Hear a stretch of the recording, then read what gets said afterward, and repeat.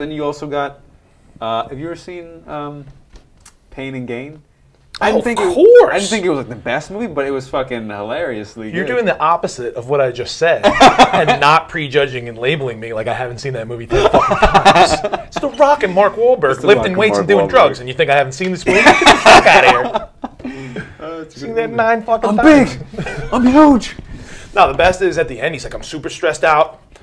I need a pump. I need to get a pump. And then The Rock sits there, and he's like eating an apple. He's like, oh yeah, get it. Get it good. He's like, and he gets his stress out. And I have empathy, because I see it. It's like when girls think Mean Girls is the best movie ever. And I'm like, oh, this is horrible. It makes me feel bad. It makes me feel good because I know these characters. That's hilarious. And I'm like, well, I know those characters, so now I empathize with you. Wow, empathy all around. Empathy all around. Empathy and gratitude. People of the world. For everyone. Start an empathy train. You see what I'm saying? Yeah. And these podcasts are way better when we just forget the topic whatsoever. Performance!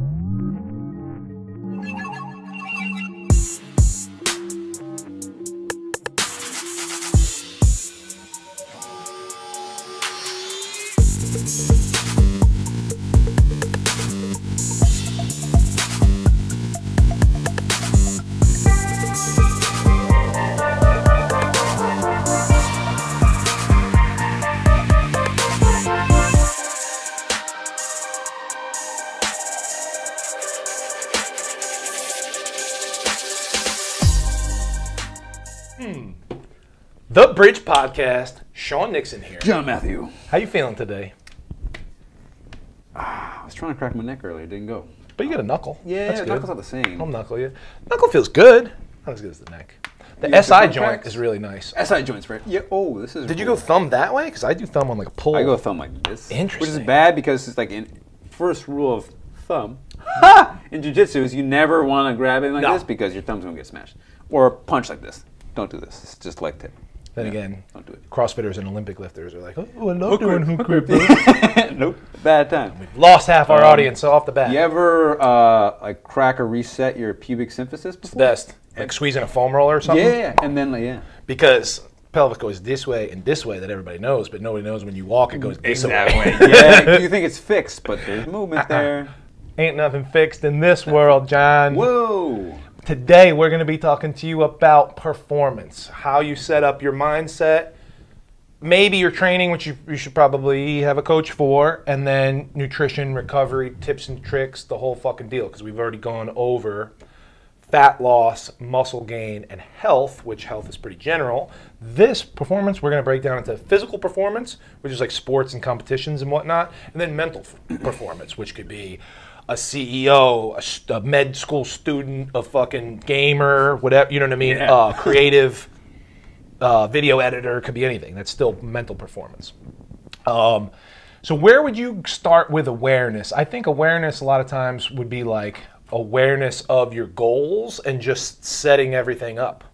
You know, what you want to accomplish, like I said, percentage of business growth per quarter, or how much weight you want to lift this cycle, or how many touchdowns you want to score this year, and base everything out and be aware of where you are and go from there. Yeah, I think, knowing where you're at first, and then from there, when I say knowing where you're at physically, mentally, just so you can know what is your true intention, right? Do I want to play, is my goal to play in the NFL, or do I just want to be a good starter for my high school team, or do I want to go to college? Or do I just want to do well for this one game because it's my last game? You know, the more specific you can get, the more specific our training can be, tailored to that goal. Love it. Because it's going to be different, right? Because if you're still going to train hard for the game you're going to play, but if you have an eventual goal of playing at a higher level, a lot of other factors take place for physical performance for a sport, and for like mental performance on that level too. Again, intention, if you can be as specific as you can, aware of where you are and where you want to go, and awareness of the steps that it takes to get there, that's how we end up getting a plan. But you have to know where you got to go first. I love it. Right? Awareness of where you are, where you're going, and the steps is great, and then awareness of obstacles in your way. So it could be injuries, it could be whatever, things that are going to trip you up along that. Nutrition is going to be interesting for everyone. So let's say Olympic lifters, wrestlers, boxers, MMA fighters, power lifters, bodybuilders, physique competitors, they have to make a weight class, right? So you're potentially going to be in a caloric deficit, cutting weight, maybe even dehydrating and cutting water or something like that just to make a weight class. But quality of nutrition still matters. For any other sport or performance, you kind of don't want to cut calories whatsoever because you're never going to be at mental or physical optimal performance in a caloric deficit. Never, never, never. But you also don't want like too much of a surplus where you're getting fat and sluggish. Yeah, it's kind of like we talked about this in like the muscle building or fat loss one. You know, sometimes you have coinciding goals that may not. You may want to lose body fat or lose weight, but it may not be optimal for you to try to do that when you're in a season or in competition because your body needs to perform. Your body needs energy to carry out, especially physical. Your body needs energy to carry out the physical functions you're going to do, especially in a high intensity sport, for any sport in general. But yeah, so I mean, so you're more fueling recovery and fueling what's to come. Yeah, basically. It's preparation, really. Love it, because I mean, the physical performance, especially for competition, it's about one single. For some sports, it's like a single moment. Sure. For other sports, it's 60 minutes, but it's not different from like CEO mental performance where it's like constant good performance. You want to keep everything humming. Or even if you have a chess tournament or the bar exam or something like that, like that could be peaking for one thing, but you still want to eat right leading up to and right before. Yeah, exactly. So it's all programming in and around the events you need to perform for competition-based things, and then just scheduling around how to be optimally performing on a regular basis. Which is more important. And I love what you said, preparation, because a lot of times for bodybuilding or physique goals or something like that, you would think of, I did a workout, I need this much protein, this much carbs, like recovering after the fact. And that's why I like how you said preparation, because if you're an athlete or a CEO, you need to prepare ahead of time for what you know you're going to do. Yeah. Eating enough to fuel performance. Whereas like if fat loss is your primary goal, maybe you're not eating carbs before your workout because you're trying to pull as much fat as you can and you're in a deficit anyway, and blah, blah, blah, and you're still trying to stay hydrated. But if you're going out for whatever, football practice or something, you're going to need to fuel that shit. So a question for you, since we're on nutrition, especially for physical performance, the last 10 years, but it's been gone before that, but specifically maybe the last 10 years, 7 years, performance on like a ketogenic diet versus traditional performance. People think Michael Scott, The Office, eating Alfredo before a race, carb loading, right? Or just getting enough carbs, primary source of energy, especially for high intensity activity. I love it. But what's the role, or where have you seen or experienced, high fat athletes, not high body fat, but high fat eating athletes performing? Love it.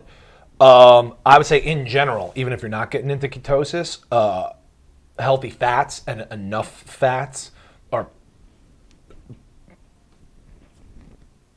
super necessary. Super necessary. I was trying not to say that because I said it too much, but they are super necessary. So even if you're not going low carb, high fat, the avoidance of trans fats and inflammatory junk and getting in as many good healthy fats as you can is super important to fuel mental performance. But then when you're talking physical performance, that just depends on where we're at in like a glycolytic state, like you were explaining in one of those performance episodes that we did. If you're doing short, we were talking about golfers or something like that. Like if you don't need glycogen to sprint, run, jump, and sustain medium distance running and stuff like that, higher fat a keto diet would work, right? And then in between that, you're definitely going to need some carbohydrates. But then I've seen super long distance, like 150-mile ultra marathon runners. They know they're going to run out of carbs anyway, so they fuel with fat and fat load. That's the first experience I had with like fat-based athletes. Was like when I was in college. The gym I was working for, one of the clients, he was at Penn State, so I think he might have been like one of the professors there. But he was like an ultra marathoner, cyclist, but was like, but did a whole paper on like and research on performance being entirely fat fueled ketogenic. But I've only really ever seen it for long distance endurance athletes because, like you said, you're going to tap out of it sooner than later. Especially ultra marathons, definitely any kind of long distance cycling race for sure. So I think the dumbed down, the lay term of the science is you're going to be eventually running off of body fat anyway. So why not start burning fat as ketones, and then it's an easier transition so you don't have that glycogen crash or the wall that you're about to die. Dude, the wall. He's no fun. It's brutal. Like I've heard Goggins talk about he was running 100 miles, and at 80 he literally was about to die, and he almost died, and he's pissing blood and the whole fucking thing. And then all of a sudden he feels great. Like once you break through the wall, you get your second wind or whatever, because now the body switched over to burning fat as fuel. That's interesting. Because he was, slamming. This is not related to running or pissing blood, but when I was Penn State has like this yearly, the famous thing, Thon. I don't know if you've heard of Thon before. So it's this, it's a dance-a-thon, kind of a dance-a-thon now, but pretty much you have different teams, different organizations in the school, sponsor one or two people, however many people in the organization, depending on how many people, to go dance, but pretty much you're staying on this floor in the Bryce Jordan Center basketball arena for 46 hours straight. Whoa. But it's to raise money for pediatric cancer, and they raise millions of dollars every single year. But I remember I never danced down there, but like I would go there to support whoever I was with. And the longest I've stayed there, I think, was like 36 hours. I was up, just awake, not standing. Get a little loopy.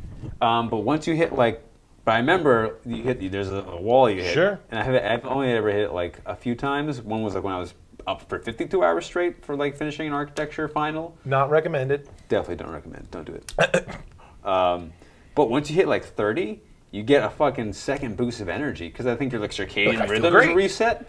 And your ego's like, I never have to sleep again. Because like you're 28 and like I can't do it. I'm gonna die. I'm just gonna go back to the dorm, and then all of a sudden you hit it. Fucking like, I'm just like deliriously energetic. Yeah, you get the giggles for sure. We've all stayed up too late and been. But that's drunk. the only wall I've hit in regards to that. So to summarize, I would say mental performance and super long distance performance would be high fat ketogenic style, where anything in between where you have to run, jump, sprint, and do stuff, it's not just mental, you would want some carbohydrates. Not even some carbohydrates. That would be where, that would be where you would go into, I don't want to make up numbers of percentage of macros, but more than 33 that we talk about starting as our baseline of even proteins, carbs, and fats. I would get just enough healthy fats, just enough protein, and pump the carbs. Pump the carbs. There's a max amount of carbs your body can store, right? No, well, for each person, it's different. Person, yes, and that's going to be, once again, height, weight, genetics. More importantly, how much muscle you have, because glycogen is storage of carbohydrates, and that's just in your liver and your muscles. Gotcha. So, training, like I said, if you're writing your own training, that's one thing. You were mentioning, like, even if you are a weightlifter or a power lifter or something like that, you're going to do a lot better with a coach. So if you're a pro athlete, amateur athlete, you're going to need a coach. Have them write out your training. Now, if you just have physique goals, fat loss goals, muscle building goals, can you achieve those on your own by reading and listening to our shit and doing your own stuff? Yes, 100%. Can it possibly be facilitated more efficiently and faster with a good coach or trainer and dietitian, nutritionist, whatever? Yes, potentially if they're good. But point being is, you need to outsource your training for performance to somebody else so you can focus your time and energy on doing the damn thing. Yeah, it's like running a business. You can't, if you want growth, eventually you're going to have to start partitioning off of things you can't do it all yourself, right? 100%. And same thing, even if you're a fucking CEO or something and you're only talking about mental performance and business performance, you might want a business coach, a life coach, some other thing. Especially at that point, you have the money, resources, and not even time, but lack of time that you're going to need an appointment with a personal trainer or a coach or something like that. So training, like I said, we won't break down specific stuff. I think we would hydrate, sleep, and eat to fuel your training proactively and preemptively instead of waiting till it's too late, Yep. And then because recovery is the next thing we're talking about, and that's paramount for staying ahead of the game. You don't want to be overtrained or under-recovered. Yeah, I mean, there's like not an adage, but like, the harder you work, and you just got to destroy yourself in the gym so you'll get better and stronger and tougher. But like, it's not, if it's not intelligently done. Yeah, I was going to say there's something to that, but that's not the whole piece. Train smarter, not necessarily harder. Train hard, but not. Yeah, I was trying to word that at one point, like harder, but also smarter. As hard as you can. Harder and smarter. Yeah. Do both. Do both. Because one or the other. Smartly. if you're not working hard and you think you're fucking smart, you're not. Yeah. And if you're working all hard but it's not intelligently programmed, then you're fucked. And I'd say as a coach, it's easier to reel someone back in who's pushing toward than it is to push somebody forward. Dude, those are my favorite people. If I got to hold your hand and pull you, I'm not your guy. Yeah. You know what I mean? I love pulling the reins on people because I know they're on fire. Yeah, and then you just point them in the right direction and you guide them. Yeah. That's way better than, are you going to show up today? Did you pack your lunchbox? I don't fucking got time for that. I got time for hard charging motherfuckers that want to win, and they want to win so bad they're either overdoing it or they're not being efficient, and I just give them, here's the optimal. I've been doing this shit for 20 years. Here's all my mistakes and successes and failures boiled down to the efficient path. Yeah. And once again, it's like, okay, you're not paying me for the 60 minutes. You're paying me for the 20 years of experience and all the books and all the seminars and all the podcasts and all the hands-on experience. Work hard, but... harder and smarter, I think is the best way to say that. I agree. Because again, going back to having a coach or just anybody, if a teammate, if you have that kind of support or anything like that, someone to stay accountable to for one, and also not to just waste, because you can train super, super hard, but waste your time if you're doing the wrong stuff. 100%. I've seen that a million times. I've done a bunch, So all the time. Done it all. You're reading a fucking article about some guy on the internet said they did something. 10 sets of 10, bro. Forever. Yeah. Oh, forever. German volume training. Yeah, well, it works. Holtzman did it. Well, the worst, of course he did. The worst was Smolov and shit. That was a descriptive program. You ever heard of it? Yes. Not a prescriptive program, meaning he didn't write that for somebody. He was standing there watching the athlete do the shit and said observing, and what he wrote down was what they accomplished after. And some jerks on the internet were like, I'm going to do 9 sets of 3 at 6 a.m. and then 7 sets of 2 at 5 p.m. Go for it. Good luck, bro. Go for it. Don't cop. Monkey see, monkey do. I get it. And we all have mirror neurons and we're all comparing and doing all this stuff. The gym is not the place for that. Yeah. And that's not going to help performance because you are a special, unique snowflake with your own fingerprint and your own eye, Scan, retina, thumbprint. 100%. Face ID.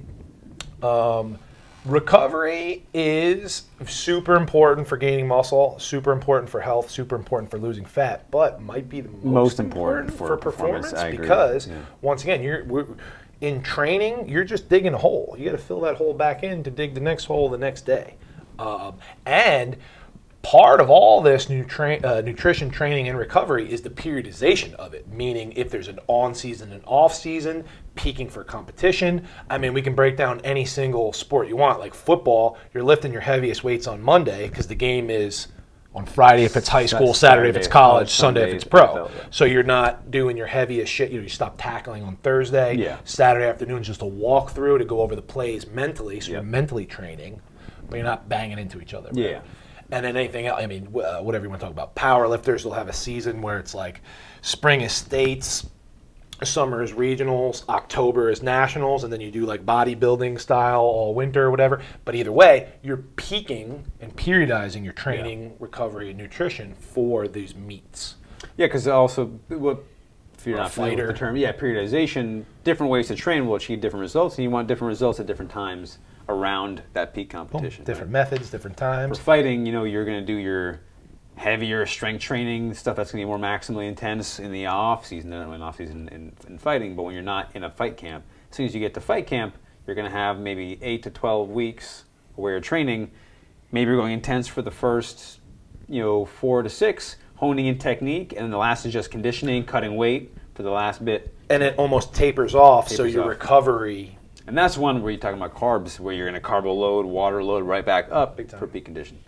And that's the tricky science. Definitely want to coach if you're going to, go 100%. Yeah, don't be dehydrating yourself and eating donuts just for funsies. Follow the pros. But that reminded me of Louis Simmons, famous Westside Barbell coach. He has, conjugate method, which is one day is dynamic effort where you're working on speed, the other day is maximum effort where you're working on strength. There's repetition method for building muscle, blah, blah, blah. He's like periodization is the most important thing. He's like, you got different shoes for going bowling, to dancing, to golf. He's like, you change your shoes, right? He's like, you gotta change your methods. Some people are like, I don't. Yeah. Some people are just wearing Converse all the time. But you change your methods for, I like what you said, different results.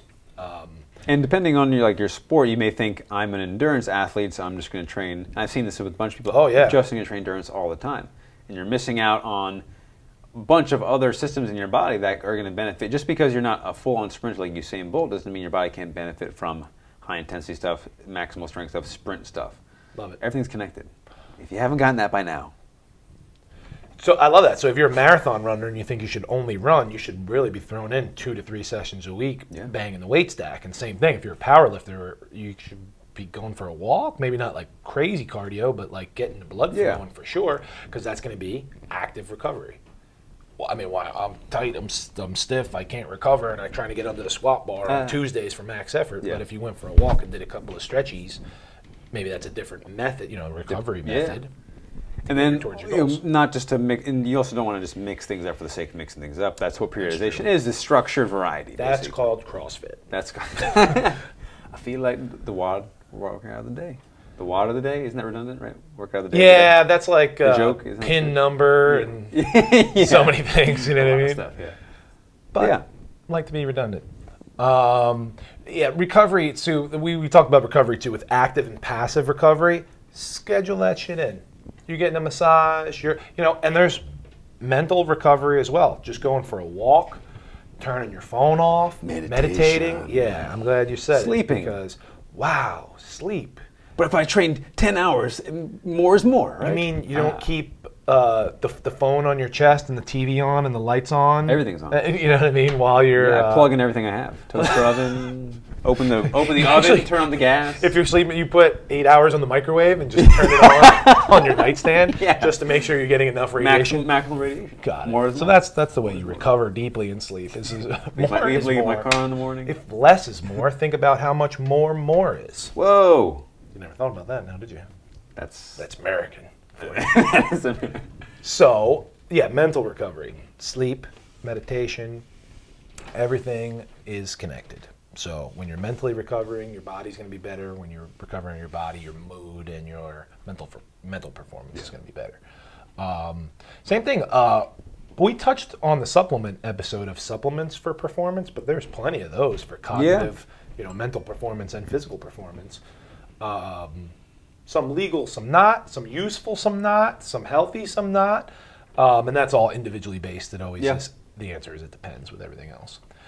Tips and tricks to stay on track for performance goals. I mean, the biggest thing is what you said. Hire a coach that's reputable and has experience and testimonials and whatever. Just like there's shitty construction workers and shitty cops and shitty teachers. There's shitty trainers and coaches, and they're the majority of them. Okay, but if you find a good one, they're more than worth it. That's like an interesting, I mean, I can speak to this because it's my profession. It's like the vast majority suck and they're not worth a penny. But the ones that are worth anything are well worth the fucking money. Yeah. You know what I mean? It's a giant disparity. It's a giant disparity. It's like if you could literally, if there was a pill and only the best coaches had the pill, you would pay them anything for their results. To look good, feel good, be healthy, have peak performance. You would pay anything for that. Yeah. But you're flushing your money down the toilet if you have a shitty coach. And more importantly, if you're not coachable. Yeah, you're not doing your homework, you're not sleeping, you're not drinking water. It's a mutual relationship. Yeah. It really is. It's not, okay, I hired a coach. When's the results happening? And it's like, okay, well, you got to listen to what he's saying. Put in the work yourself.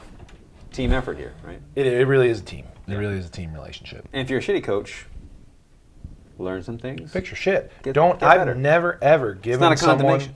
No. You can always get better. You can always get better. You can always change. It feels good to change. You think it doesn't. You think it's scary. Change but is scary. that's because your old self... You've already been changing. You don't even know it. Dude, snakes are always shedding their skin. Whoa. And that's how they grow.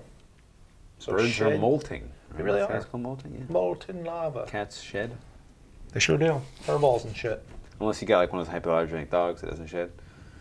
Everybody's breeding doodles. Everyone I know is getting like, I'm getting a...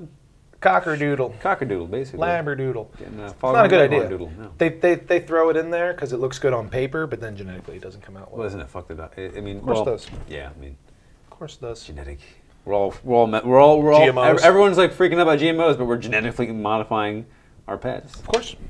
And ourselves. Daisy's a nice little mutt there. She's a super mutt. Mutt's the dopest. She's she could be like 25 Yeah, she's a weird or dog. 2. You never know. She has I've had her puppy. for at least 2 years, right, and hasn't changed a smack at all. She's such a it's because like Super weird. You never see a brindle coat on that kind of dog. No, it makes no sense. It's like a boxer, but then she's like this big. But then it's like a corgi body with like body. a Jack Russell temperament. But then yeah, exactly. That's a weird. Insane. But that's why I like it, because I'm like, well, okay, so it's you know how dogs like look like their owners sometimes. It's like a reflection of me. People try to put me in a box and label me and judge me. But just when they think I'm zigging, I'm zagging over here. You know what I'm saying? They're like, how the fuck does he like... Put him in the box, but he keeps moving. Dude. They're like, get in the fucking box. He likes rap music and classical music?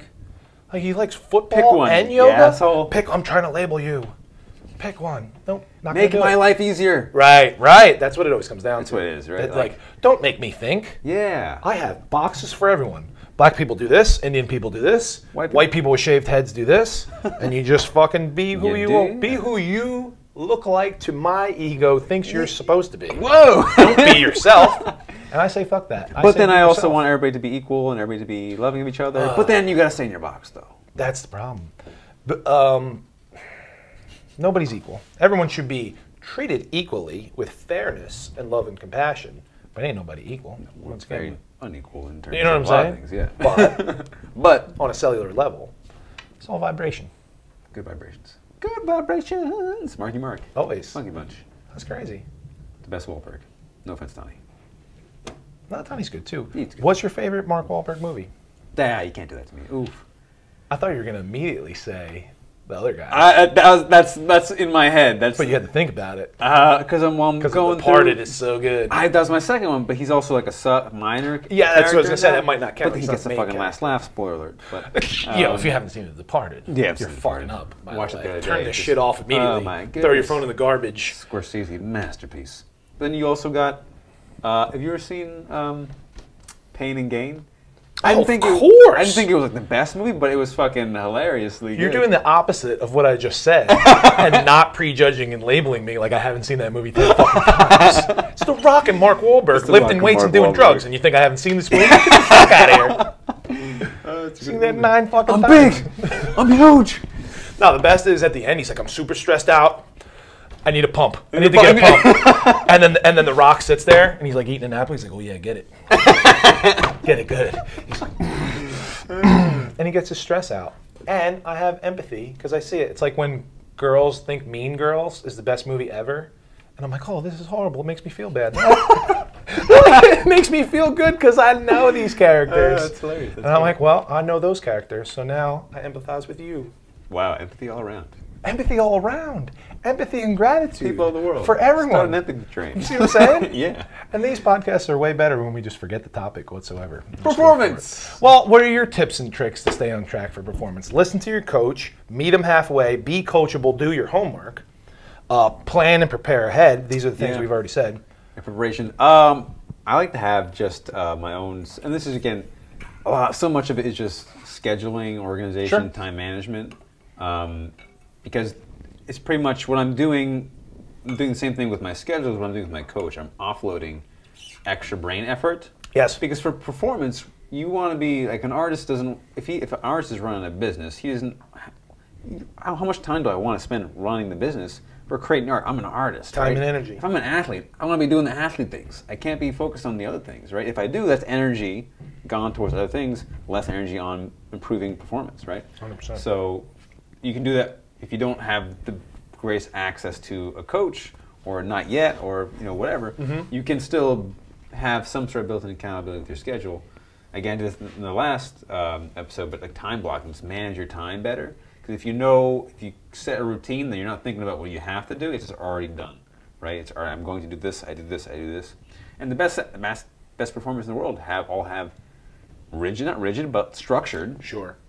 Structured. This is what I would like to say. Is Dedicated. Like, structured, not stiff. Flexible, not flimsy. Oh, I love. Oh, Jesus, say it again.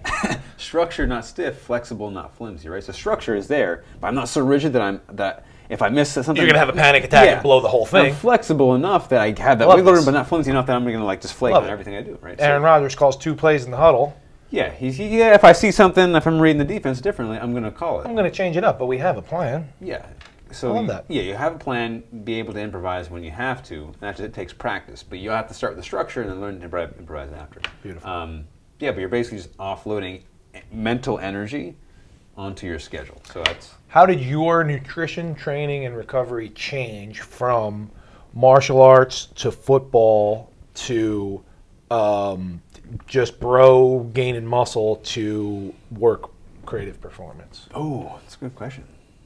That was a nice. Because I know you're very structured with your shit. Yeah. But have you ever thought about like different seasons in your life and different sports and performance things? So football, I was in high school. I still didn't really know. You were just trying to get big. I was just trying to get big probably more than for health, performance, looks, safety, everything. Yeah, I wanted to get big more so than at one point getting big trumped playing football because I'm like I'm being Deion Sanders. I'm not gonna be Deion. I'm not gonna be fucking Deion. I'll watch him on TV. There's always that point in all of our lives where we know we're not going pro, and for some people it's 22, some people it's 28, like 60, some people it's like 13. And shit. Yeah, you know what I mean? So it was like, yeah, I had a dream. It was cool. I learned a lot from trying to chase it.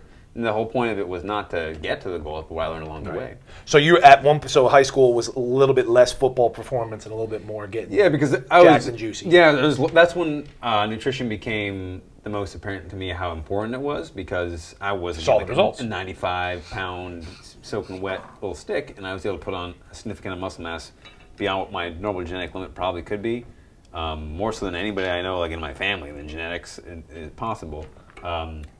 But then it wasn't until like probably after college, because college was like a rough time for me mentally and emotionally and spiritually and physically, all levels. Shocking. But I was in college. I was really wanting to pursue that martial art as something, and after college, I felt like free from having to deal with the bullshit of college. That's when I started getting into structure. That's when I started waking up at fucking 4 a.m. in the morning, going outside on a run. Not the best idea in the part of like San Jose I was at, because like. But, I was doing it fucking anyway. Still awesome. I carried a knife with me. That would be good. Yeah. I'm trying to be a fucking fighter. What do you want? I was going to say, I know how to kick people in the head, and I got a knife. What do you want? Yeah, run to a fucking basketball court, do like an hour of like conditioning in the morning, come back, do whatever I got to do, lift in the afternoon. So that was more fueling performance versus football was just trying to get big. Yeah, because I didn't get to like 170 until the end of my senior year, and I needed to be at least 170 by like the beginning of my junior year to be any sort of effective. Somebody, sure. Exactly, right? Scholarship or something. Yeah. But yeah, so that's when I started. So after college with martial arts, that's when I also started getting into spirituality, meditation, stuff like that, and that really pre-programmed structure in terms of the mental energy, because at that time I was dealing with like a lot of issues. Sure. Of course it was, but... Do you think it's funny or a coincidence that in everyone's life that they're at their lowest is when they find the spiritual path?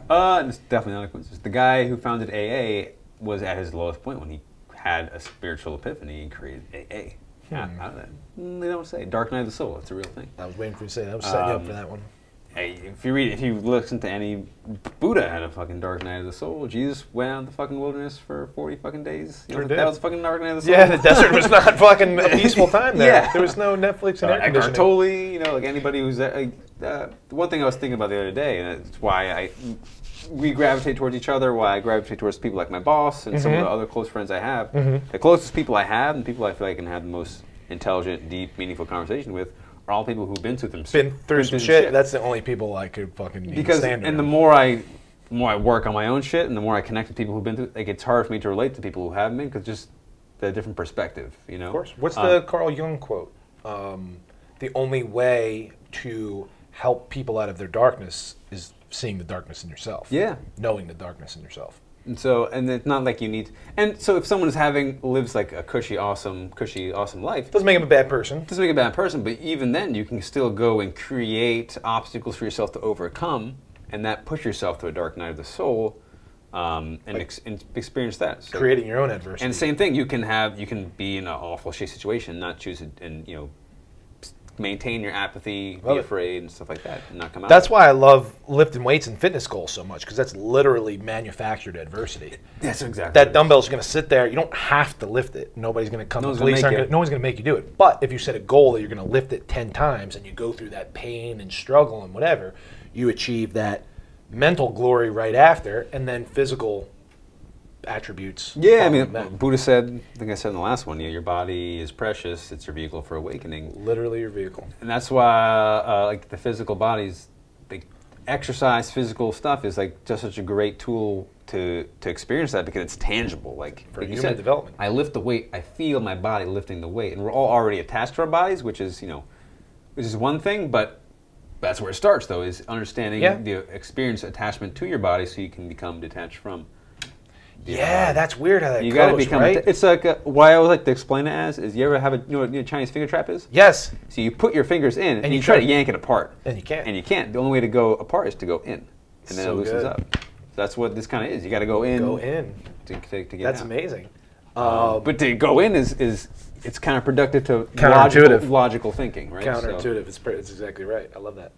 So you're trying to get big for football, then fueling performance for martial arts. Now you're more on just eating, training, and recovering. Yeah, for now health. I want to be just like. Now I've just got like fun goals. Like I want to do like some cool calisthenic shit. Like I've been working on front lever and like the planche and stuff like that. So just eating healthy, not in a surplus deficit. Yeah, maybe a little bit of surplus because I still have to put some more muscle on because I've just been not eating enough because I'm now rehabbing my shoulders. That's the goal now. And before, like when I used to have setbacks and injuries in MMA, I'd be so fucking hard on myself. Like I gotta push through it. Now I'm so fucking upset now because I'm not gonna get to where I'm at. Instead of acknowledging it as a way to grow and learn, but cleaning up your pain and mobility are cool goals. It's cool make mobility cool again. Whoa. You know what I'm saying? Make mobility great again. It's huge. It's huge. Huge. Tremendous. Yeah. And if like all the best, like they're not coaches, but like fitness Instagram people, so many of them, the top level ones, physios and mobility guys. Yeah. Not even like a lot of the ones I follow are like the crazy calisthenic guys, or like explosive athletes, and so many of them, what they do is like. People ask me why like half of my videos are mobility, scapular stuff, and it's like because I made the mistakes and had those injuries, and now I know how important it is. Same thing here, like I've had the hip issues. I've had, in a sport where like my body's not designed genetically to be a fucking fighter, but I was doing it, so I was experiencing the feedback of what that's like, and you learn from that. So always learn. You learn. Yeah, from but everything. now for creative goals, now it's really more mental optimization. So, and now more so it's optimization of like spiritual, mental, emotional, physical. So like I touch on each of those every day, like daily, multiple times during the day, starting in the morning. I still wake up at 4 a.m. So that's never changed. I'm an early bird. Some people are night people. High performers typically, if you look like CEOs of Silicon Valley, they're all like their 5 a.m. routines. You don't have to if that's not for you. Just listen to what your body. I just happen to. It works well for me. I like the quiet time in the morning when no one's up. It's a special energy. It's a special time. At 4 or 5. Yeah, it's different. I loved just going outside and working out by myself, like even if it was fucking 30 degrees out, because it was like just me. My goal was my world because nobody else is up. So I'm master. That's what Mike Tyson said. They were like, "Why are you running at 5 a.m.?" Because I know my opponent is sleeping in. Yeah, like I think I saw. I didn't actually watch all the Bills Patriots game, but I think they showed like Cam Newton's morning routine. Who knows? There's no way that was real, by the way. There's no way. They said he goes to bed at 12. 11:30 and wakes up at 4. And wakes up at 4. So first of all, he's undersleeping if that's real. He's doing it wrong. So recovery's doing it wrong. Then when he wakes up at 4, he doesn't have coffee until like 10:30, 8:30 or something. Yeah. Who the fuck is sleeping 4 hours and waiting another 4 hours for coffee? You're either doing all this wrong or you're lying once again, like whatever, like the Michael Phelps breakfast or some shit like that. Well, Bo Jackson is like 1,000 push-ups every day. Oh no, Herschel Walker. Herschel Walker. He goes, I do 1,000 push-ups, 10,000 sit-ups, and 100 million squats. And they go, okay, what do you eat? And he goes, a bowl of soup. They're like, what kind of soup? He's like, just broth. And then Men's Fitness Magazine is like, broth. This is sit-ups. This is every one of those writers. The kids the next day like, I'll never get to 1,000. It doesn't even make sense. If I do 1,000 a second, the math doesn't add up. Like it's like, yeah, no shit. Mom, the broth. You got a Camelback of broth, just like pumping it in. And then they don't turn into Herschel Walker. Surprise, surprise. Surprise, surprise. Genetics are a hell of a drug. Genetics are a hell of a drug, and Herschel Walker is one of those mutants for sure. Top 5 mutants: Adrian Peterson, definite mutants. Maybe Frank Gore, Definitely Herschel Frank Gore, Walker. wow. Let's give a clap to that fucking guy. Jesus. Bro, he was drafted in like 1982. He runs for 1,000 yards. Third all-time leading rusher. But it's ridiculous. Still fucking playing. Just chugging away. The turtle always wins. Whoa. Frank Gore's a turtle, bro. Because people, how many MVPs does he have? None. That's true. You know what I mean? Yeah. He's not like the best running back. He had his prime. He was great in Miami, blah, blah, blah. San Francisco, yeah. No injuries. Same thing. Peterson. Injury, right back. Nah, that made no sense. Came back and didn't he break his rushing title, MVP, breaking records. Come on now. But Herschel Walker, bro, he's winning MMA fights against 25-year-olds. Yeah. He's 45 in his second sport. Bo Jackson. Bo Jackson's a mutant. Who am I forgetting? You said Phelps. Michael Phelps, Michael Jordan. Michael Jordan. Those are mutants. You say Michael Phelps more so than Michael Jordan? I might say. Yeah, because of mutant status, mutant for sure. Status, for because sure. of the length and the feet. Yeah. He's got like webbed feet, size bigger shoes I than think, Shaq. I don't know if I told you, but like I knew like third hand somebody who trained with him in Arizona State, and like they measured his oxidative capacity. And What's that? It's like a fucking dolphin. It's beyond a human, normal human being by a lot. There's lots of mutants out there. Deadpool, Wolverine, Hugh Jackman. Hugh Jackman. He's a mutant. He's a good one. That's probably. I mean, I'm trying to think of any fighters that are mutants. That's what I want to say Tyson, because when you add the mental edge. Yeah. And he was very small for heavyweight. I don't know, man. Lightweight guys. I think he's just really smart and really fast and really technical because he started so young. Because it is kind of mutant spider sensing when you ever see the Floyd do this he's ridiculous. thing. No. He's beyond ridiculous. Punches are fast. He's beyond ridiculous. But he started when he was like 8 and shit. True, so he's like, he has time in the game. Yeah. I mean, a real mutant, like I said, Herschel Walker. He's like, oh, I could be a pro fighter. BJ Penn's kind of a mutant. Jumping Prodigy is a little different. Once again, like a bunch of older brothers get your black belt at 16. You win the world championship in Abu Dhabi. Pocket Hercules. When you're 18. You ever seen Pocket Hercules? Olympic lifter? I was going to say, I thought they were calling it's probably Marquise Jones-Drew Pocket Hercules. Oh, yeah, he was. But I think but you were talking about the lifter. It was in reference to the lifter, I think. Yes. Yeah. He was a freak because he was like, that made no sense, like physics-wise. But super freak. Well, I guess maybe it would because he's short levers.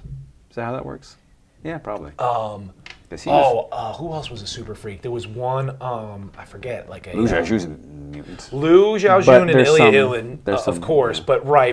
But that's a combination of perfect training, perfect genetics, starting young, and juicy juice. Right. Yeah. So that's a little different. Not that there's not mutants on juice. I was thinking of like some strong man. You hear like stories of like...